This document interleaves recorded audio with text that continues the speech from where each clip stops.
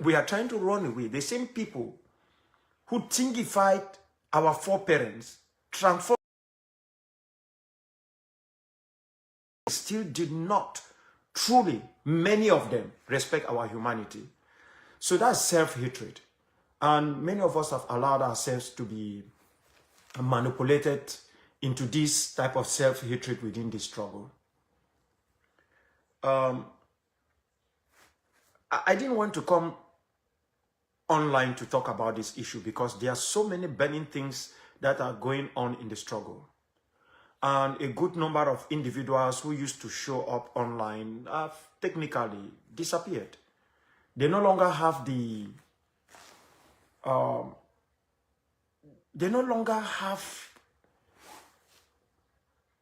self-encouragement to come online, either to educate our people or even to cause the nuisance that they normally do.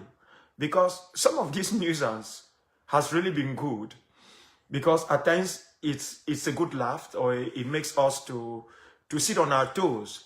But nearly everyone, vast majority, have technically escaped. They are no longer online. And people have transformed themselves to 3, 4, 5, 6 different fake names. Some have changed phone numbers, and you find one individual who might be representing 10 different people. One person, he has 10 different phone numbers. He's Mr. This today, is this one tomorrow, is this one tomorrow. You find all of these things in the struggle. But you see, the caption of this discussion is not for sale. What do I mean by that? I am passing this message in particular to the International Communities Organization. The group that reached out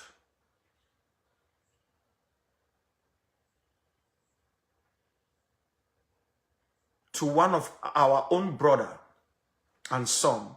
Many of you will not like that appellation, but that is how we'll still call him, who is now in Canada. And they came up with this so-called framework for peace. I want them to understand that we will not allow our homeland and all the young men and women who have died to be transformed into another Democratic Republic of the Congo, which from the time they killed Patrice Emery Lumumba up to date have not been at peace with itself. Even when Mobutu Sese Seko Kukumbende Wasabanga was in power, the DRC, especially the eastern part of the land, has still not been in peace. And the reason is because of organizations that are acting similarly to the same way that the International Communities Organization, the ICO, has acted of late. And from a personal perspective, I am deeply, deeply disappointed in them. I am. And I want to make this very, very clear. I do not work on hearsay. I do not play games. I do not.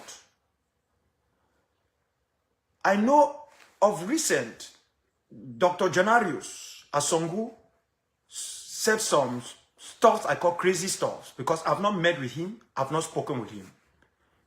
Since I came to this country, the United States, I don't even need to tell you people that this is someone who came to my house, but disguised himself for me not to recognize him. So I've never spoken with him. Not to talk of Dr. Is it Gabila or who? I've not spoken to him, because I hear people go online and they make a lot of statements. I know I spoke to Dr. Florentine. And if someone has misquoted me, misrepresented what I have said, or misunderstood me, it must have come from him. He must have collected the information for whatever reasons. But for me now, I feel a little bit tingled that he could get information from me and take that information and misrepresent it with a team of individuals that I could now see them as a cabal of people who either have no knowledge of what they have got themselves involved into, or for one reason or another are useful idiots. That is the way I see it. The reason I want you people to listen carefully is because I want to put it as clear as possible. The International Communities Organization came up in 2018. They reached out to me within that time frame, 2018-2019. We had an exchange. However, this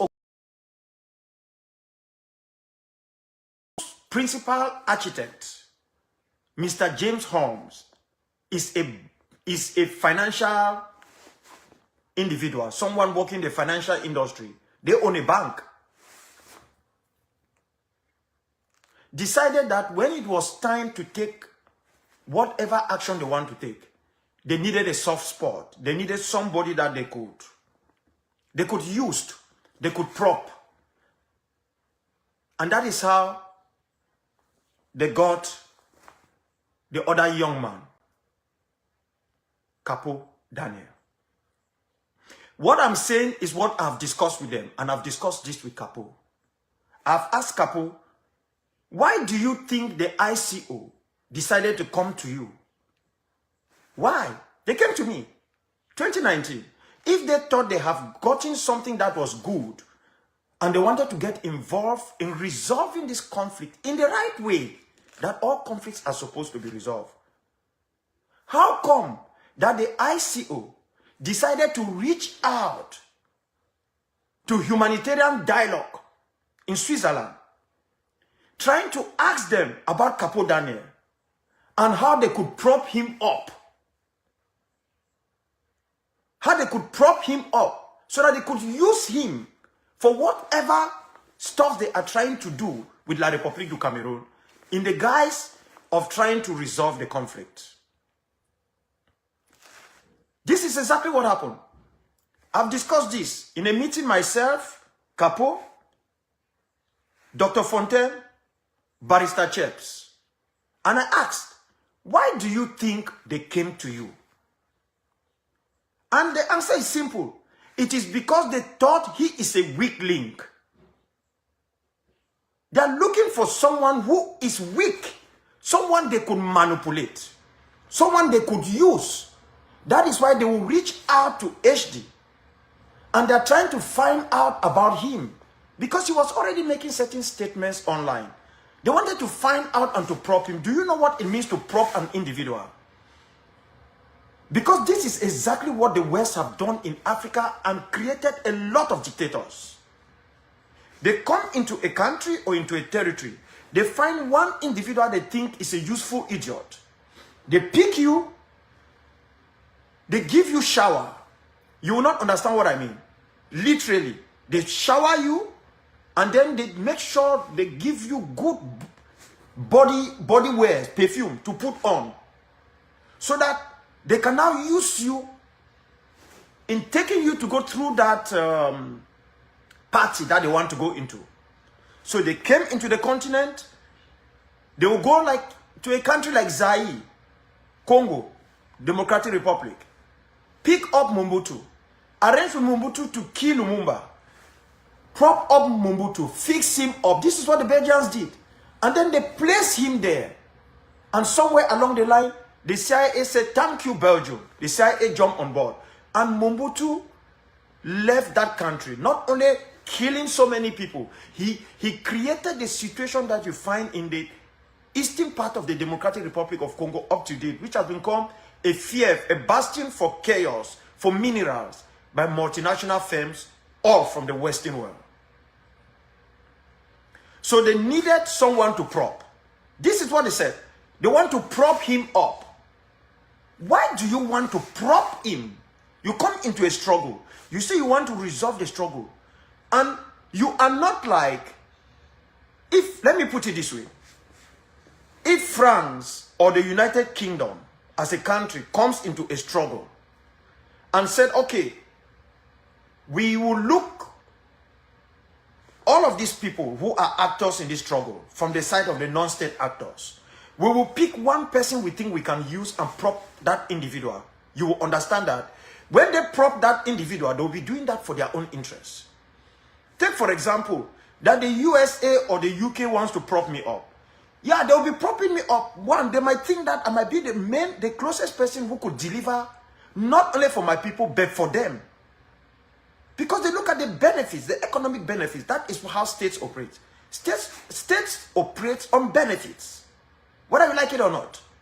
So they will prop you up. This is a state. I'm not talking of an organization, especially one that claims to be involved in issues of resolving conflicts, which actually is acting not like one involved in resolving conflicts. They will take you, prepare you, and prop you up. So that while you are there and your people think you are working for them, you are actually working for that state. Because if they put you in place, you need to have a payback to that state. Either they will need to have investment in minerals, you need to sign secret deals with them. It has happened in Africa in so many aspects. So if Russia props you up, don't think they do it for free. No, no state works for free. Even when we sit here, we say, oh, we are happy with what is going on in Mali, Burkina Faso, and the rest. It is true. We are happy. But I can assure you that whether it is Russia, it is China, or which country, none of this country is doing this for free. Put that in mind. People of Africa, listen. None of this country is doing it for free. Not one of them. The only area where you can feel a little bit air off, you can breathe a little bit of air, is like what Gaddafi was doing, where he could allow African liberation movement to come to Libya and train and go back. For him, he's an African. His goal was to help liberate these people. But most of these countries that come from outside, they have interest. In the 60s, even when Cuba was involved, Cuba's interest was tactically the spread of communism. Cuba was isolated in the Northern Hemisphere. I applaud Cuba for what they were doing. And it is not right, it is not wrong for them ideologically to try to spread what they believe in and they think it works for them. They think it can work for a people like us. So bear this in mind. There is no country out there that will come and prop you up for nothing. In the name of, oh, we just want you people to be free because Biya is a dictator, is this. No, it doesn't happen that way.